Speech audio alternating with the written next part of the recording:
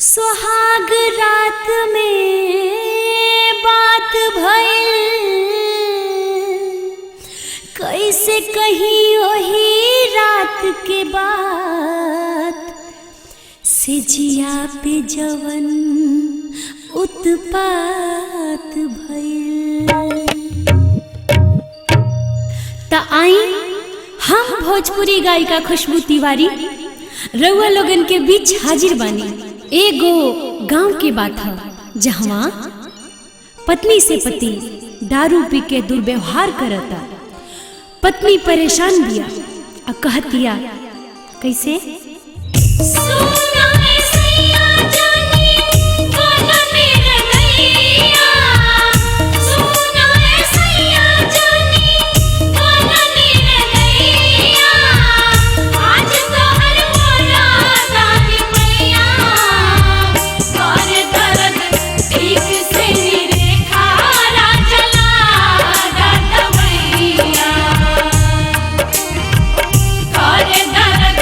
ठीक से नहीं देखा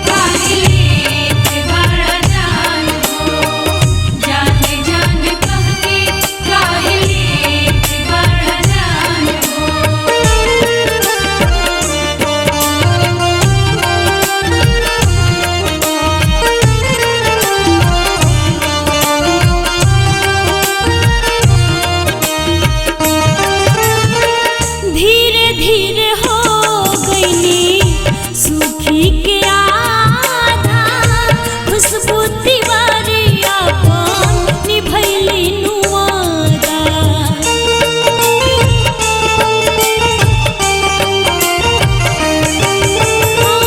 धीरे धीरे हो गई सूखी के आधा, खुशबू तिवारी आपन निभैली नुआदा। रे ना पीस सूता बाड़ा अभी ताजा, छन भर के माजा में इतना बड़ा साजा। हो कवनो ना सकैले रहुआ बुझाता, ओ कवनो ना सकैले रहुआ बुझाता। ए राजा दाबनक मरिया दुखाता, ए राजा दाबनक मरिया दुखाता। हंसिए हंसी में दरार दिले बाड़ा ताजा, छन भर के माजा में इतना बड़ा साजा। हो कवनो ना सकैले